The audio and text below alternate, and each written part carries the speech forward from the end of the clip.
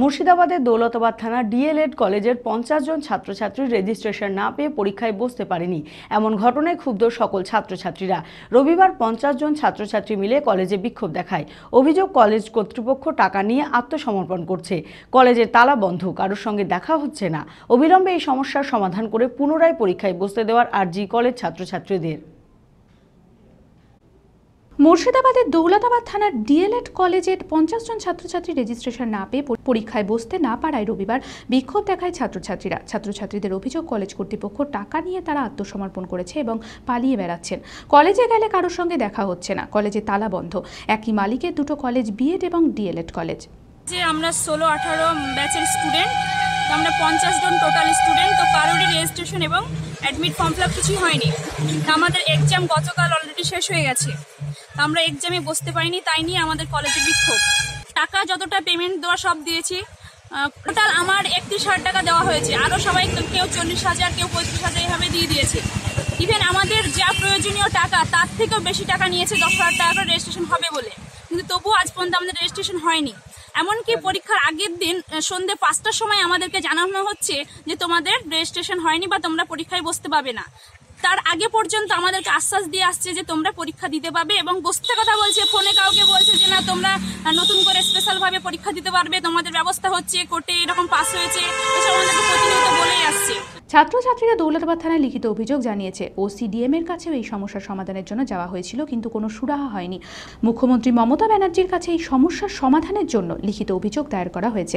Registration না পেয়ে পরীক্ষায় বসতে না পারে ডিএলএড কলেজের 50 জন ছাত্রছাত্রী মিলে কলেজে বিক্ষোভ দেখায়। টাকা জমা দেওয়া হয়েছে কলেজ, তা সত্ত্বেও আজ পর্যন্ত পরীক্ষার রেজিস্ট্রেশন করা হয়নি। এই সমস্যা সমাধানের জন্য ওসিডিএম এর কাছেও যাওয়া হয়েছিল, কিন্তু কোনো সমস্যার সমাধান হয়নি বলে জানান এক কলেজ ছাত্রী।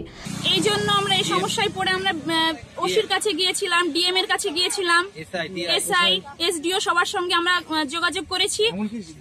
এর সঙ্গে দেখা করার জন্য আমরা সেখানে গিয়েছিলাম, কিন্তু সেখান থেকে কোনো রকম সুরাহা পাই। প্রায় 2 বছর ধরে কলেজে পড়াশোনা করা হচ্ছিল। পরীক্ষার ঠিক আগে রেজিস্ট্রেশন করা হয়নি, এখনো পর্যন্ত এর কোনো সুরাহা হয়নি। ফলে বাধ্য হয়ে কলেজে বিক্ষোভ দেখাতে হচ্ছে। খুব কষ্ট করে বাড়ির লোকেরা বিএড এর জন্য এই কলেজে ভর্তি করিয়েছে। এই সমস্যার সমাধান শীঘ্রই চাই বলে জানান এক ছাত্র। 50 জন স্টুডেন্ট আমরা এই কলেজে ভর্তি হয়েছিলাম। আমাদের প্রায় 2 বছর হতে চলেছে। আমাদের ক্লাস, টিচিং সবকিছু কমপ্লিট।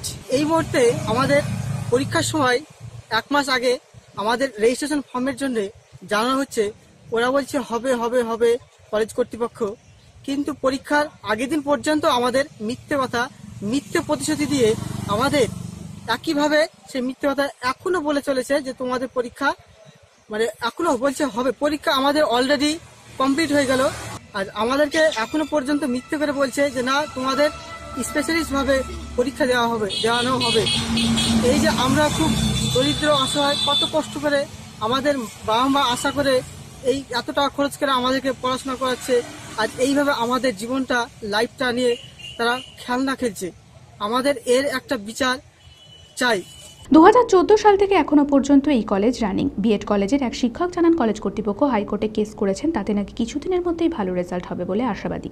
এটা হচ্ছে বিএড কলেজ, এটা সম্পূর্ণ এনসিটি অনুমোদিত বিএড কলেজ। ছাত্রছাত্রীরা যেটা বিক্ষোভ করছে দেখছি, সেটা আমার পার্শ্ববর্তী কলেজ। সেই কলেজটা এখনো রানিং আছে। 2014 সাল থেকে এখন পর্যন্ত কলেজটা রানিং। আমি মৌখিক যেটুকু শুনেছি সেটা একটা বর্ষ, অর্থাৎ 2016 বর্ষের শিক্ষার্থীরা ওরা পরীক্ষায় বসতে পায়নি। তো আমি যতটুকু জানি, শুনেছি মৌখিকভাবে যে কলেজ কর্তৃপক্ষ এই বিষয়টি নিয়ে যাতে স্টুডেন্টের ভবিষ্যতে কোনো ক্ষতি না হয় তার জন্য এটা কোর্টের বিচারাধীন, এবং সেটা খুব শীঘ্রই সম্ভবত তারা ফলাফল আর কি ভালো সংবাদই জানাতে পারবেন। আপনারা দেখছেন TV24 বাংলা।